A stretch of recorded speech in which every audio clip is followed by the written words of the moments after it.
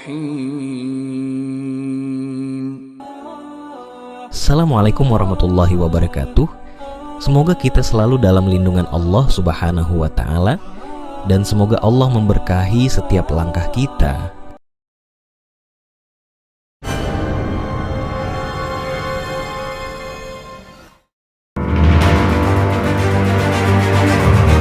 Dalam literatur sejarah Islam, ada dua bangsa yang dikenal sebagai bangsa ganas dan perusak.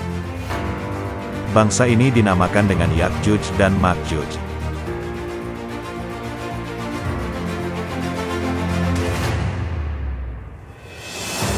Dalam Al-Quran, dua kata ini disebut sebanyak dua kali, yaitu dalam surah Al-Kahfi ayat 94 dan surah Al-Anbiya ayat 96. Dalam surah Al-Kahfi diterangkan, Ya'juj dan Ma'juj adalah orang-orang yang membuat kerusakan di muka bumi, yang ditakuti oleh suatu kaum yang bertempat tinggal di antara dua gunung.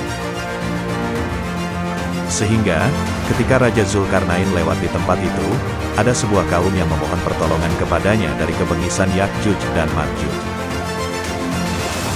Zulkarnain yang terkenal dengan tentaranya yang sangat kuat merasa tidak sanggup melawan dua bangsa perusak ini.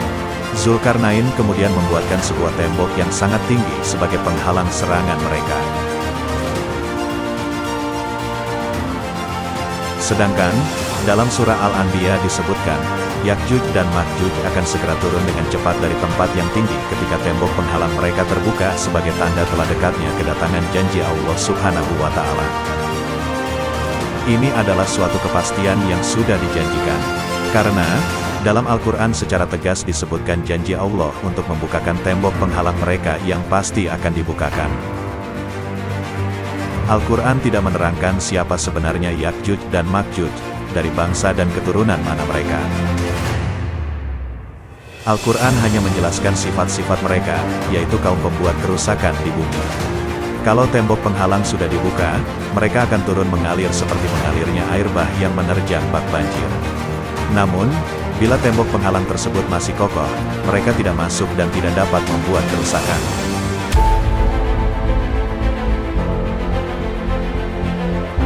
Inilah 10 fakta yang perlu kita pahami terkait kengerian Ya'juj dan Ma'juj. Yang pertama adalah, asal-usul keturunan Ya'juj dan Ma'juj. Ya'juj dan Ma'juj adalah keturunan dari Nabi Adam, yaitu dari anak Nabi Nuh alaihi salam yang mempunyai 3 orang anak, yaitu Sam, Ham dan Yafits.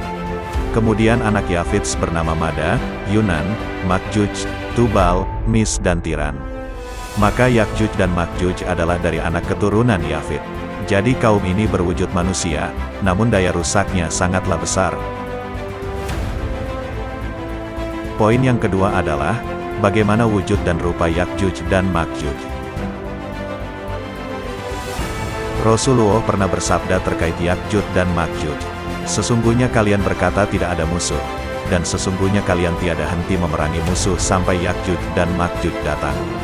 Ciri-cirinya lebar wajahnya, sipit matanya, pirang rambutnya, dari setiap tempat yang tinggi mereka muncul, seolah-olah wajah mereka itu perisai yang dipukul." Hadis riwayat Ahmad. Dalam kitab Ensiklopedia Akhir Zaman dikatakan wajah mereka ada kemiripan dengan orang Mongolia atau Tartar. Dan yang ketiga adalah, jumlah atau banyaknya Ya'juj dan Ma'juj.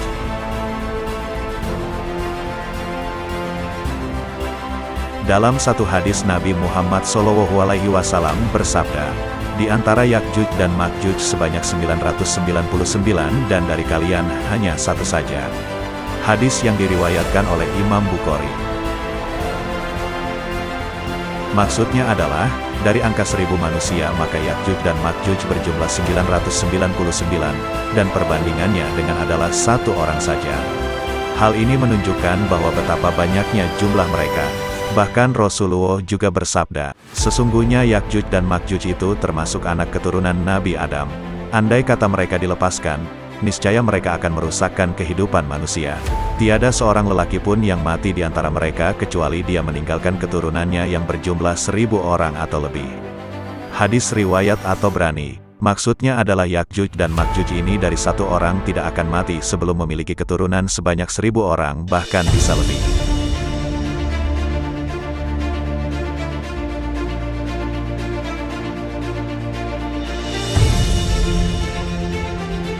Kisahnya disebutkan dalam Al-Quran.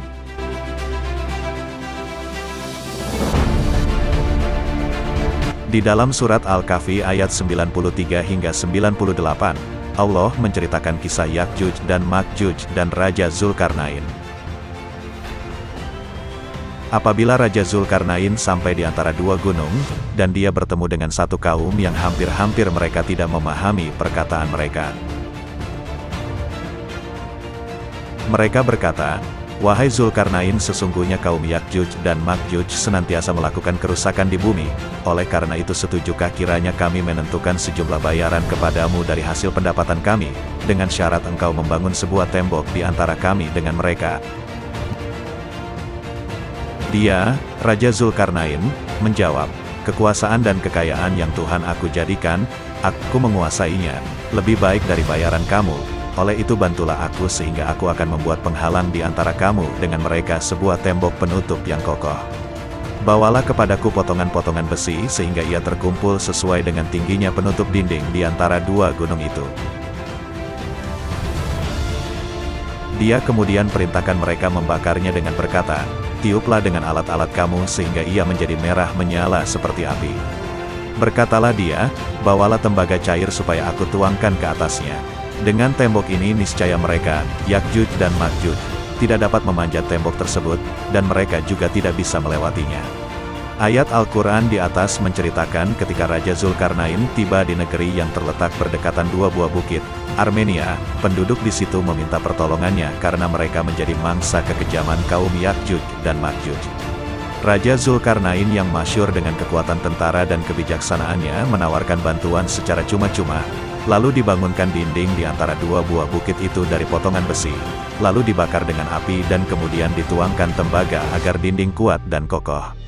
Akibatnya, Yakjuj dan Makjuj tidak lagi dapat masuk ke negeri itu karena mereka tidak bisa mendaki bukit atau membuat lubang melaluinya.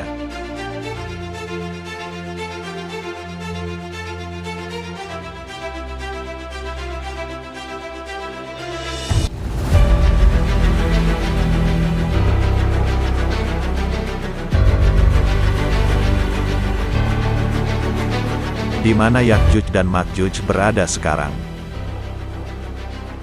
Pada zaman Abbasiyah, Khalifah Al-Watiq Billah telah bermimpi bahwa tembok Yakjuj dan Makjuj telah terbuka.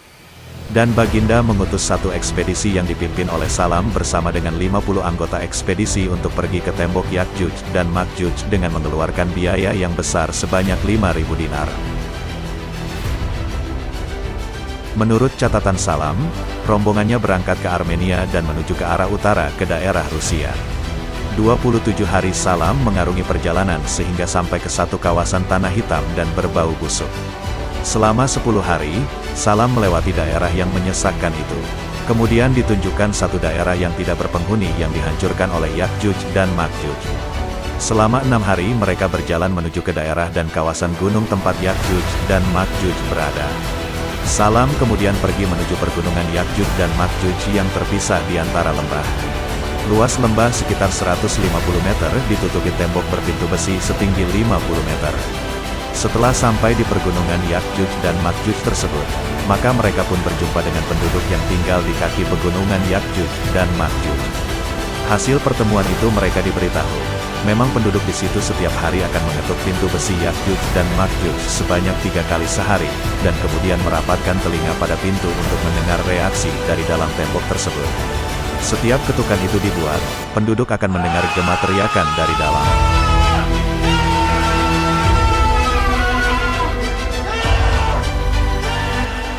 Salam juga pernah bertanya kepada penduduk sekitar pergunungan, apakah mereka pernah melihat Yakjuj dan Makjuj. Mereka mengaku pernah melihat sekumpulan Yakjuj dan Makjuj di atas tembok penutup. Lalu ketika itu tiba-tiba datang angin yang kuat melemparkan mereka semua untuk masuk ke dalam tembok. Penduduk mengatakan melihat tubuh mereka sangat kecil. Kalau menurut catatan Ibnu Batutah dalam kitab Rihlah Ibnu Batutah, pergunungan Yakjuj dan Makjuj berada sekitar 6 hari perjalanan dari negeri China. Catatan ini tidak bertentangan dengan Al-Sharif Al-Idrisi. Menurut tulisan ulama Abul Kalam Azad dan penulis lain, bahwa di utara Georgia terdapat satu timbunan besar tembok yang dibuat dari besi bercampur tembaga. Pegunungan itu terletak di Greater Caucasus Mountains, di suatu kawasan yang sempit antara dua bukit Daryl. Satu bukit curam memanjang dari Laut Hitam hingga Laut Kaswan, panjangnya sekitar 1.200 km dengan ketinggian 3.950 kaki. Sehingga lambang negara Georgia sangat mirip dengan lambang Zulkarnain, yaitu menggunakan matahari, bulan dan 5 bintang.